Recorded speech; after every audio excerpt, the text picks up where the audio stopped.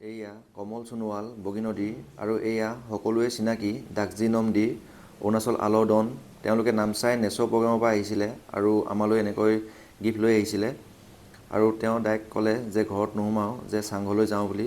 আৰু এই চাংঘৰটো বনাওঁতে তেওঁ প্ৰথম যেতিয়া আহিছিলে মানে ফ্ল'ৰটো হৈছিলে আৰু যিখন মানে আপোনাৰ কিটচেন টেবুল ষ্টভ থোৱা সেইখন অকণমান ডাঙৰ কৰিব ক'লে। মই সৰু কৰিম বুলি ভাবিছিলোঁ আৰু দাগজিয়ে বৰ ধুনীয়া গীটাৰ বজায়। তেওঁ গীটাৰ আমি কেনেকৈ শুনিছিলোঁ চাওক, বৰ ধুনীয়া বজায়।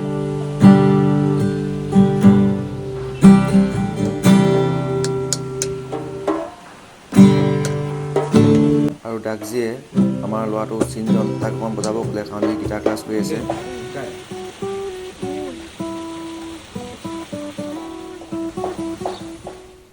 আৰু তাৰ গীটাৰ বজোৱা শুনি দাগজিয়ে ক'লে যে চিনজনক এখন ইলেক্ট্ৰিক গীটাৰ গিফ্ট দিম বুলি কৈছে, খালি তাক ভালকৈ ইয়াত শিকি ল'ব কৈছে।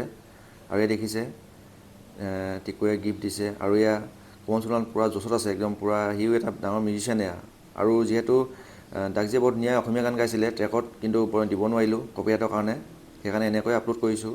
আৰু এয়া যোৱা সময়কণ আৰু এয়া দেখিছে ফেডাৰেল এছেম্বলি মেম্বাৰ তেওঁলোকে এতিয়া ইটানগৰ যাব আৰু মই যিহেতু হয়তো আলৰ যাম নেকি নৱেম্বৰ ডিচেম্বৰত, আৰু তেওঁ ফুৰি ল'ব কৈছে যিমান পাৰে অৰুণাচলখন, আৰু তেওঁ সাহসতে ঘূৰি ফুৰোঁ সেইটোৱে ভাল লাগে। আজিলৈ আহিছোঁ, ধন্যবাদ।